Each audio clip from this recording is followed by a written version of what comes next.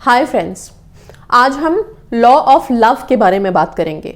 बहुत सारे लॉज हैं, लेकिन हमारी ज़िंदगी के लिए जो सबसे ज़्यादा इम्पॉर्टेंट है वो है लॉ ऑफ लव।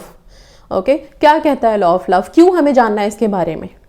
इसलिए क्योंकि जब आप लोग प्यार के रिलेशनशिप में हैं, लव रिलेशनशिप में हैं और अपने अपने रिलेशनशिप को मैनिफेस्ट करने में लगे हुए हैं, किसी को कॉल मैनिफेस्ट करना है, किसी को अपने रिलेशनशिप को स्ट्रांग बनाना है, कुछ बातों का आप लोगों को पता होना बहुत ज़रूरी है।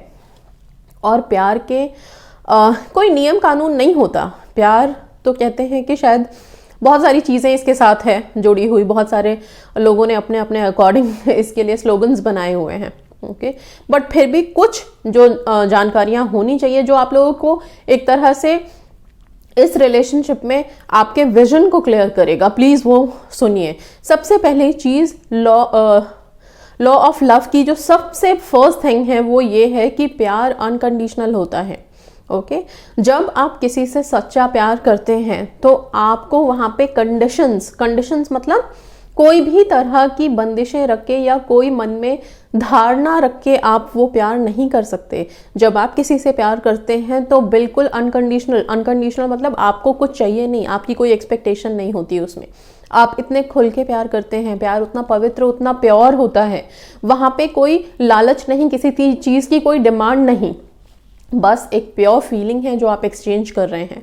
ओके, पहला ये। सेकंड है कि जब आप लॉ ऑफ लव के बारे में जान रहे हैं तो प्यार का दूसरा जो चीज़ है वो ये है कि आप जिस इंसान से प्यार करते हैं उसकी हर बात आपको अच्छी लगेगी, उसके लिए आप हमेशा कुछ अच्छा सोचेंगे, उसके बारे में कुछ अच्छा ही आप प्रे करेंगे, उसके तरक्की के लिए प्रे करेंगे और उससे जुड़ी जो जो चीज़ें हैं उन सब के लिए भी आप अच्छा ही सोचेंगे। उसके फैमिली के मेंबर्स हों या फिर जो भी हों, आप कभी उसके लिए कोई नेगेटिव थॉट क्रिएट कर ही नहीं सकते। आपको हमेशा अपने पर्सन के लिए कुछ ना कुछ अच्छी थॉट, अच्छी चीज़ें आपके मन में रहेंगी। कभी आप शक, वहम, ये सब चीज़ें तो अपने पार्टनर्स के लिए ला ही नहीं सकते। अगर ऐसा कुछ है तो फिर शायद आपका प्यार क्या बोलूँ मैं, I am not doubting your feelings but then उतना स्ट्रांग नहीं है, सिर्फ इतना ही बोलूँगी मैं। ओके, सो दूसरी ये चीज़ है। थर्ड थिंग इज कि जब आप लव रिलेशनशिप में होते हैं, ट्रू लव है, तो आपके विजन बहुत क्लियर होते हैं। विजन मीन्स आप दोनों जब साथ बैठे हैं तो आगे कोई भी चीज़ है, कोई भी डिसीजन है, उस पर आप दोनों साथ सहमत होंगे। अगर नहीं हो सकता है, हमेशा अपने व्यूज़ ही मत रखिए। सामने वाला पार्टनर अगर आपका जो कुछ कह रहा है तो आपको उसमें भी राज़ी होना होगा। हमेशा उनकी बात को काटना सही नहीं है। प्यार में रिस्पेक्ट बहुत ज़रूरी होती है। So law of love says कि you guys need to respect each other very much और एक दूसरे के व्यूज़ को पहले सुनिए। सबसे अच्छा श्रोता होना बहुत ज़रूरी है। लव रिलेशनशिप में या किसी भी रिलेशनशिप में, हस्बैंड वाइफ के रिलेशनशिप में इश्यूज़ कब क्रिएट होने लग जाते हैं? जब हम सुनना बंद कर देते हैं। अगर सामने वाला इंसान, आपका पार्टनर कुछ कह रहा है, आप बिना सुने रिएक्ट करना शुरू कर देते हो, ओके, आर्ग्यूमेंट में वो चीज़ कन्वर्ट हो जाती है, तब परेशानियां शुरू हो जाती है। हमेशा ध्यान रखिए, ज़रूरी नहीं है कि हमेशा आपको वही बातें सुनने के लिए मिले जो आप चाहते हैं। कभी कभी चीज़ें आपकी इच्छा के अगेंस्ट आपको सुनने के लिए मिलेगी, लेकिन आपको सुनना पड़ेगा, आपको सुनना है। ओके, आप प्यार में हैं तो आपको अपने पार्टनर को सुनना है। आप सुनिए, पूरे अच्छे से ध्यान से सुनिए।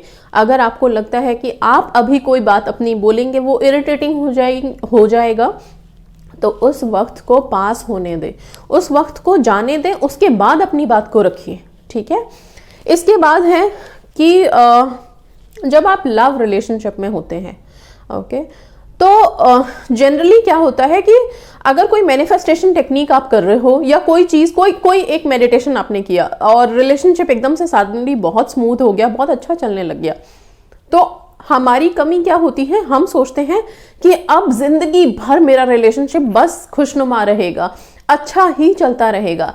हमेशा ध्यान रखिए, ये जो लव रिलेशनशिप होते हैं, ये जो हमारे इमोशंस से बने हुए रिलेशनशिप होते हैं, ठीक है, और स्पेशली जो ये पार्टनर्स वाला सीन है हम लोगों का, बॉयफ्रेंड गर्लफ्रेंड वाला, दिलों का जो रिश्ता है, इसमें हमेशा एक जैसी फीलिंग्स नहीं चलेंगी। इस बात को ध्यान रखिएगा।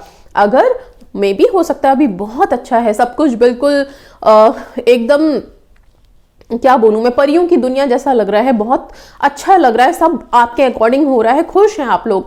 तो ऐसा नहीं है कि कभी आप दोनों के बीच में कोई क्लैश नहीं हो सकता, कभी आप दोनों के थॉट्स टकराएंगे नहीं, कभी हो सकता है कि आप एक बात पे सहमत ना हो, कभी हो सकता है कि आपको वो चीज लगे कि अरे उतना प्यार नहीं कर रहा सामने वाला। सो दैट डजंट मीन कि आप लोगों का प्यार खत्म हो गया या प्यार नहीं है। प्यार में इस तरह का उतार चढ़ाव चलता है, एंड ये बहुत जरूरी है। This law of love says this कि अगर प्यार में ऐसा होगा, उतार चढ़ाव होगा, दैट मीन्स वो लव रिलेशनशिप और स्ट्रांग होता है। कभी भी ह्यूमन इमोशंस एक जैसे नहीं हो सकते। क्या आप खुद बताइए, आप क्या सारे दिन सिर्फ मुस्कुरा सकते हो? हाँ, सारे हफ्ते क्या आप एक ही इमोशंस को कैरी कर सकते हो? नहीं, हम ह्यूमन बीइंग्स हैं। कभी हम गुस्सा भी आता है हमें, कभी हम नॉर्मल भी रहते हैं, कभी हम प्लेन रहते हैं, ना गुस्सा आ रहा है ना खुश हैं, नॉर्मल बैठे हुए हैं, ठीक है।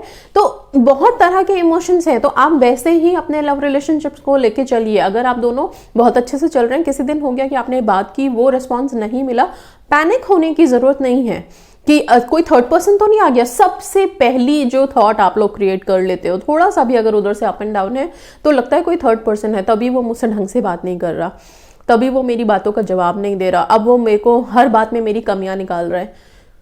इन सब चीजों को थोड़ा सा साइड करके पॉजिटिव अफर्मेशन दीजिए उस टाइम पे। Okay, start sending love vibrations, ताकि आपके लिए जो फीलिंग है उधर वो डीपन हो, ठीक है।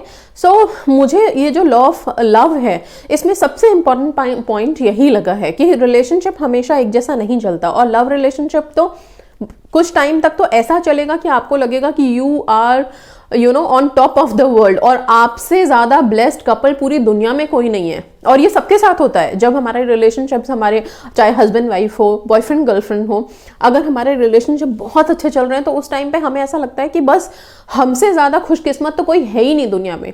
और जहां थोड़ा सा ऊपर नीचे होता है तो उसी वक्त हम ये भी मानने लगते हैं कि अब हमसे ज्यादा बदकिस्मत कोई नहीं है इस दुनिया में। तो ये मानना छोड़ दीजिए। ओके, रिलेशनशिप में इमोशंस के लिए हमेशा रेडी रहिए। नहीं पता कब किस तरह का अप एंड डाउन आएगा, बट उसको पॉजिटिवली लीजिए, पॉजिटिविटी के साथ चलिए। अगर कुछ ऐसा लगता है तो ये सोचिए कि अभी और स्ट्रेंथन होने वाला है। ये जो भी उतार चढ़ाव है या फिर जो भी थोड़ा सा क्लैश बोलूं वो है, तो वो आपके रिलेशनशिप को स्ट्रांग बनाने के लिए है। एक ब्रेकर जो आता है, ब्रेकर के बाद स्पीड और बढ़ती है, तो बस वही मान के चलिए कि एक ब्रेकर है, इसके बाद मेरी जो रिलेशनशिप का जो स्पीड है, ओके, वो और भी तेज हो जाएगा, एंड और भी ज्यादा शाइन करेगा और चार्मिंग होगा। इस तरह से पॉजिटिविटी क्रिएट करके रखिए। ओके, सो ये कुछ जरूरी बातें हैं लव रिलेशनशिप को लेकर के। और सबसे इंपॉर्टेंट बात यह है कि आप लोग एकदम से पैनिक मत होइए कभी भी अपने रिलेशनशिप में। जब आप लोग ट्रू लव में हैं, ओके, दोनों तरफ से फीलिंग्स एक्सचेंज हो रही हैं, तो अगर आपके इमोशंस हैं तो हमेशा ध्यान रखिए कि आपके पार्टनर के भी इमोशंस हैं। उनके साथ उनकी वर्ल्ड, उनकी दुनिया उधर अलग है, क्योंकि आप दोनों अभी एक साथ नहीं हो, आप दोनों अलग अलग जोन्स में हो, राइट। आप कहीं और हो, वो कहीं और है। दिल एक है पर सिचुएशंस दोनों की फैमिलीज के साथ अलग है। वर्क जहाँ पे वर्क प्लेस है वहां पे अलग है। आप दोनों के एनवायरमेंट्स अलग अलग हैं, तो नहीं पता, हो सकता है मे बी आप जिस टाइम पे बहुत हैप्पी एनवायरनमेंट हो, उस टाइम पे आपके पार्टनर के साथ क्या चल रहा है उधर बाहरी दुनिया में, उनके साथ क्या सिचुएशन है, उसको समझने की कोशिश कीजिए। सो हमेशा जजमेंटल मत होइए, ओके, कि छोटे से इशू को लेकर के और हमेशा आपने सोच लिया कि नहीं अब ऐसा हो गया है, अब उनके लाइफ में कोई और आ गया है, अब मैं उनकी प्रायोरिटी नहीं हूं। इस तरह के अननेसेसरी थॉट्स को क्रिएट मत कीजिए, ओके। एंड अपने रिलेशनशिप को हमेशा वाइब्रेंट रखने के लिए और एक्टिव रखने के लिए सबसे ज्यादा जरूरी बात है, हम गर्ल्स में तो बहुत ज्यादा ये होता है कि हम लोग हमेशा हनीमून पीरियड में रहना चाहते हैं। मतलब हमेशा हमें लगता है कि हम लोग अपने पार्टनर्स के साथ अच्छे से बातें कर रहे हैं, वही सब चीजें हो रही हैं, ओके। सो हम होते हैं बहुत फीलिंग से भरे हुए होते हैं compare to boys, okay, but ऐसा नहीं है। Boys they have their own feelings, कभी कभी वो कम एक्सप्रेसिव होते हैं, ओके, इस तरह से होता है। लेकिन फिर भी आप लोग कोशिश कीजिए कि अपने इस रिलेशनशिप को हमेशा लाइवली रखिए, ओके। बहुत ही कुछ ऐसी एक्टिविटी होनी चाहिए। मे बी आप अभी तो ऐसा है कि हम सब घरों में बंद हैं, okay, due to this virus या फिर जो भी है बीमारी की वजह से। लेकिन किसी भी तरह से कोशिश कीजिए, अगर आप फ़ोन पे अपने रिलेशनशिप में कुछ ऐसी बातें कर सकते हैं जो आप लोगों को खुश करे। हमेशा इश्यूज ही क्यों डिस्कस करने हैं जब आप बातें करते हैं। तो अगर आपको पता है कि अभी कमिटमेंट नहीं मिल रही है उधर से, या अभी शादी की बात करने से उधर से गुस्सा होंगे, मत करो ना, वेट, टाइम दो, हर चीज़ को टाइम दो। आप अपनी टेक्निक्स करते रहिए, जो भी आप अपने मैनिफेस्टेशन के लिए कर रहे हैं, चाहे वो मैरिज कमिटमेंट हो, पेरेंट्स को कन्विंस कर रहे हैं। लेकिन जब आप अपने पार्टनर से कॉन्वर्सेशन कर रहे हैं तो हर वक्त एक ही टॉपिक डिस्कस मत करिए। ये आप लोगों को के रिलेशनशिप में वो चार्म ही खत्म कर देता है, ओके। स्ट्रेंथ देने की बात मैं हमेशा कहती हूँ कि अपने अपने पार्टनर्स को स्ट्रेंथ दीजिए। लेकिन आप खुद सोचिए कि आप जब कॉन्वर्सेशन में हैं और एक ही इशू पे डिस्कशन कर रहे हैं तो क्या वो स्ट्रेंथ दे पाएंगे? नहीं दे पाएंगे। अगर आप प्यार भरी बातें करेंगे, अपने प्यार के रिश्ते के बारे में बात करेंगे, आप लोग अपनी फीलिंग शेयर करेंगे, ओके, तब उन्हें स्ट्रेंथ दे पाएंगे और यही स्ट्रेंथ आप लोगों के रिलेशनशिप में काम भी करेगा, ओके। सो इन सब बातों का ध्यान रखिए और अपने रिलेशनशिप को एक्टिव कीजिए, लाइवली कीजिए। So that's all guys, thank you so much, God bless you all, stay positive, stay